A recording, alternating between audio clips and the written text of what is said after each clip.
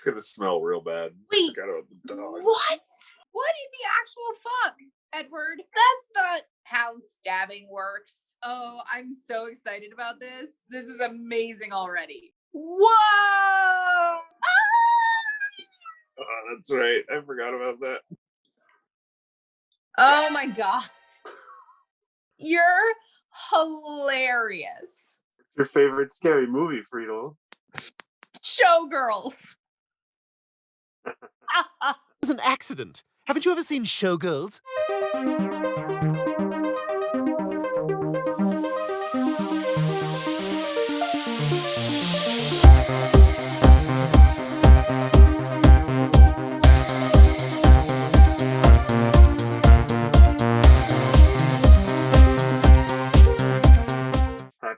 Happy Halloween from Two Geeks on a Couch. Happy Halloween, everyone. We're on the couch this evening, not together again, but we're going to watch Nightmare on Elm Street Part 2, Freddy's Revenge. Super excited for homoerotic surreality. And unlike the audience members in Scream 2 who decided to watch that entire movie with this mask on, I'm not going to do that. So I'll be right back. While Edward unghost-faces himself. Wow, I never imagined I would say those words in that sentence. I have been forbidden for from looking things up on the internet about this film, so I didn't. Yeah, Edward's placed me in permanent internet jail around researching the movies I've never seen, which is fair. Sure, this let's preserve the sanctity of my pure tabula rasa state. It's for your own good, Friedel. It's for your own good. Mom, it's for your own safety. You gotta keep me honest, yeah. So the only thing I know about this movie is that instead of a final girl, there is a final boy. And I'm super curious to see what the fuck that means. Jessie. And there's a whole documentary about Jessie. Oh. Nightmare on Elm Street 2 was our introduction to there's a lot of gay in that movie. This was the first horror movie I ever watched. Really? Yeah, a lot of my friends had seen it. I don't know. I don't remember, 10? 9 or 10? Maybe the 80s didn't smell great. I always think of the 80s smells like bubble gum. Pink bubble gum. Like the kind that you blew giant bubbles with? Yeah, okay. Yeah, that was the color of her shirt. Oh, don't laugh at the moody emo kid. That's not nice. Dude, body love.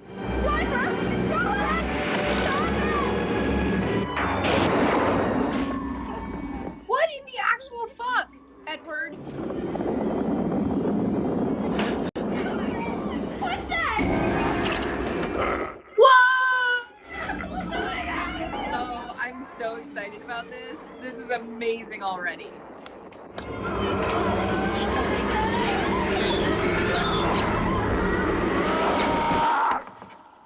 Oh, cut to slicing tomatoes. Wow, that couch is horrifying. Well, pay attention next time. Very heads up play. Hello, toxic masculinity. Assume the position. Did he just say assume the position? Yes. What the fuck? The guy gets his rocks off like this. Hangs around queer S&M joints downtown. Whoa! He likes pretty boys like you.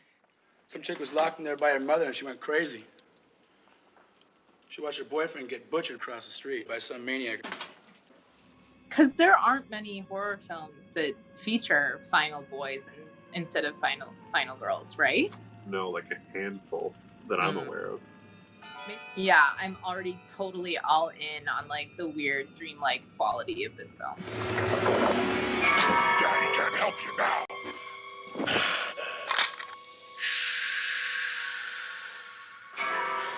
Wow, that's super erotic. I've got the brain.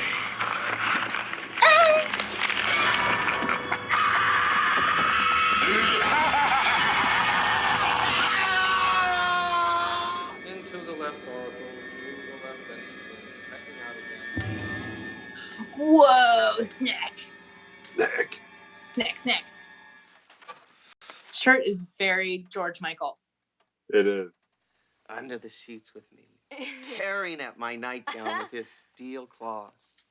Oh, will that change? This dude needs like an AC and a white noise. Whoa! Not the vinyl. Kill for me.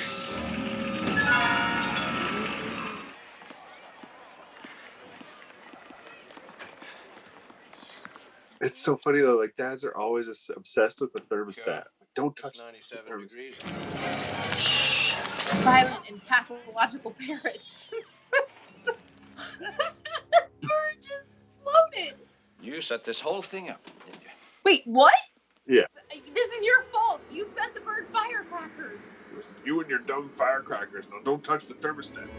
I'm going with tiny sailboats. Is that his fucking gym coach?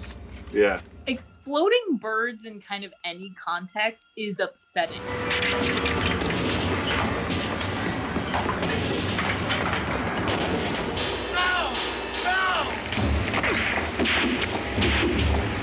Wow. Yeah.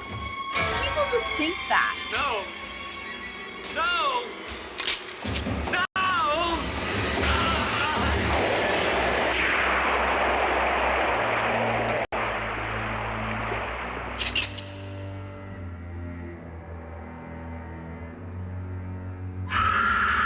He needs professional help. I think we have to take him to see a psychiatrist. Oh, come on, Cheryl. You're out of your gourd. What the hell will that do? I don't know. Oh no. Freddy's coming for you. 3, 4. Wasn't even plugged in. Why don't you try sending it to a methadone clinic?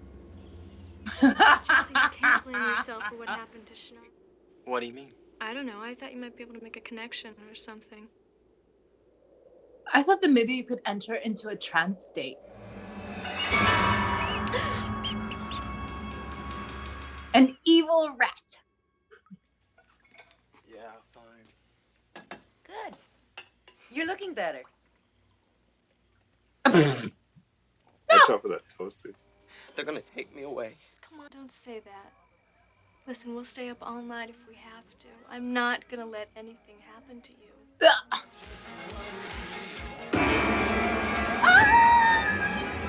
that's right. I forgot about that. Jesus Christ! You scared the shit out of me, man. What are you doing? This is all so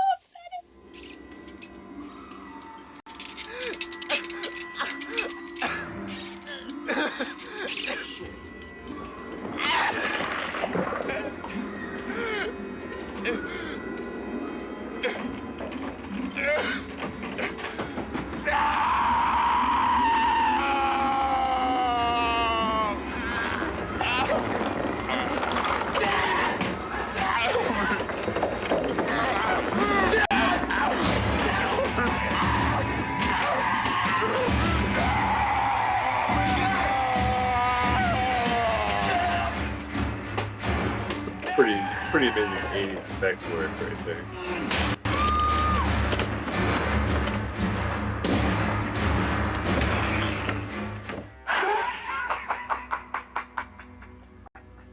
Oh my God. I'm so scared. Jessie, what are you talking about? My feelings are continuing and intensifying. 80s wardrobe also intensifying. Come on, I just want you to listen to this. How It's would something we put Nancy him in a said. shower first? Jessie, fight him! I can't! You can! Oh no, exploding fish. He can't fight me. Ankle biting? No! Kill me, Lisa. Please kill me. What? That's not how stabbing works.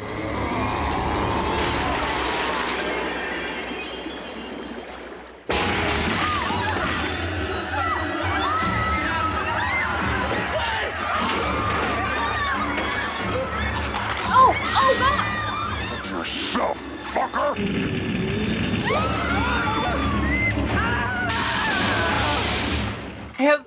I'm perplexed. Oh, that's right. Wait, what?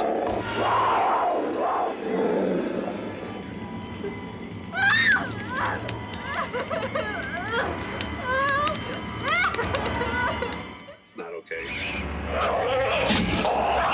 What?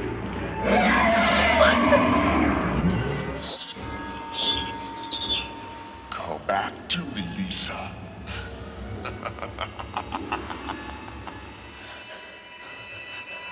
Oh my. Ew. Like, ew. It's not okay.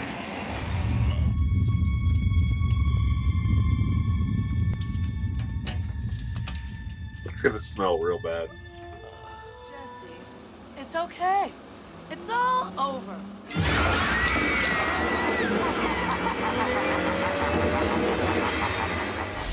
For me, part of the mechanisms of what internalized homophobia and transphobia looked like for me growing up as a queer person into my adolescence were the narratives that I carried with me around how coming out as a queer person was going to impact and violently destroy the lives of my loved ones.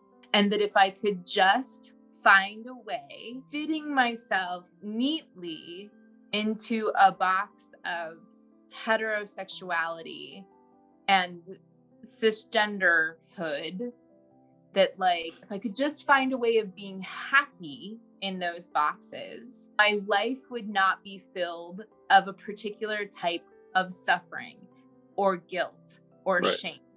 And it was going to be the shame and guilt and suffering around how my identity and my desire, because of the ways that internalized homophobia and transphobia told me that my desire was inherently bad and wrong. So of course, like coming out is going to be a disastrous event or a series of events. Coming out and owning my own,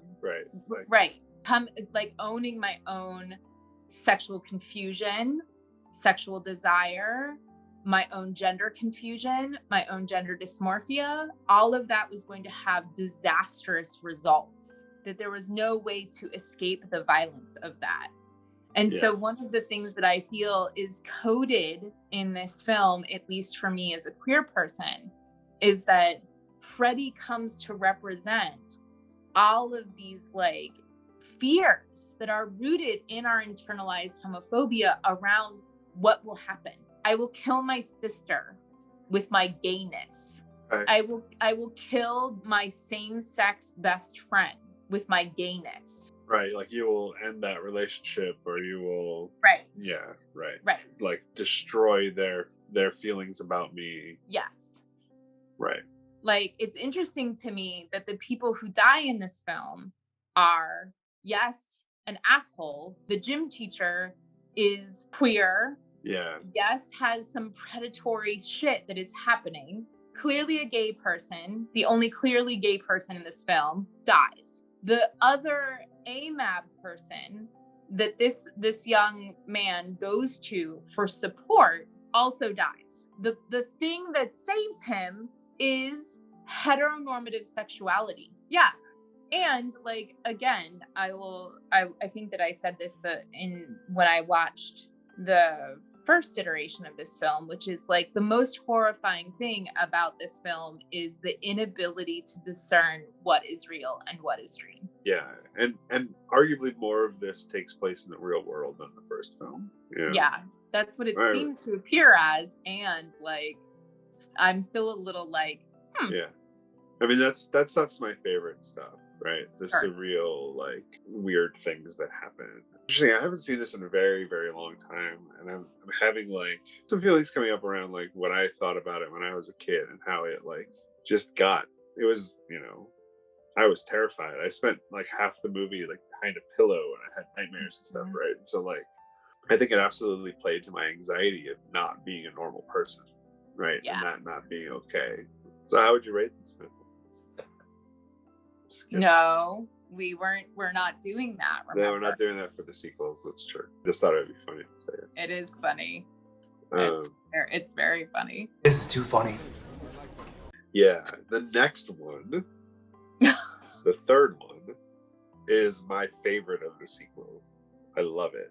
And Wes Craven didn't direct it, but he was involved because he didn't like this one that much that he was like, I want to have some involvement in the story or to some level of the next one. Right. So, and honestly, like movies like this, you know, I don't know that there's any like massive twist ending you could have spoiled for yourself, right? Like the killers in Scream or even the opening scene in Scream. Like this is a different sort of movie. I don't, you know what I mean? But right. Yeah. if you want to research things, just ask me and I'll tell you if it's like the danger of you spoiling it for yourself to the point where it's not enjoyable. Yeah, it's interesting because I struggle with it a lot because people do reactions and a lot of times there's no prep because they're trying to come into it as blank slate as possible. The people who do reviews do a lot of research. Yep. And talk a lot about the movie and talk a lot about a lot of times they just walk you through the whole thing, right? And then give their impressions. We're kind of doing a hybrid. Right. Yeah. Which is weird. It's impressions as they're arising in direct response to just viewing the film, right? Yes. And trying not to do research around what other people have thought or felt about these films so that we can have our own flawed thoughts about it, right? It means we're gonna be messier about reviewing it, right? We're not gonna get the names of the actors correct, and we're not gonna, entirely understand plot nuances that like you might have picked up on had you gone through it a second time, or we're able to take notes, or because we're reviewing it right on top of watching it, which no reviewer in the world does that. Well, food reviewers, I think, are having a direct experience of the food that they're eating. But I think that they also do a lot of research around the chefs and the history and the lineage of the cooking. And you're sorry, you made a wrong turn. Thank you all for joining us tonight. Let us know how this movie lands for you. Queer people specifically. I'm kind of asking queer people to come to the front. Like, does this movie feel coded to you as a queer person? If you feel safe enough to share, no pressure. I'm also curious, what's your favorite film in this series? And which ones do we want to watch? What do you think of the trope in general around love conquering all? I feel like those are three very different but appropriate questions for this film viewing. Please be kind. Let's all be kind to each other. We will boop your ass if you're not. We will boop you. Yeah, I've got my booping finger. It is powerful. If you enjoy what we're doing here, if you want to continue to support us, please go ahead and hit the subscribe button, ring the notification bell, give us a like, drop us a comment. And if you are in a place of abundance and enthusiastic support, head on over to our Patreon page where we are growing a very amazing community of individuals who are smart and funny and interesting and have incredibly thoughtful things to say. And you also get a whole bunch of bonus content. We're watching and reacting to Haunting of Hill House exclusively for Patreon. So if you want to see Edward and I do more of Edward and I, head on over to our Patreon page. And we want you to know that we appreciate your support and your participation wherever that ends up for you. Thank you so much for joining us tonight. We will be back next week. Happiest All Hallows Eve. May the veil be thin for you in positive and healthy ways. Take care of yourselves and each other. We'll see you next week.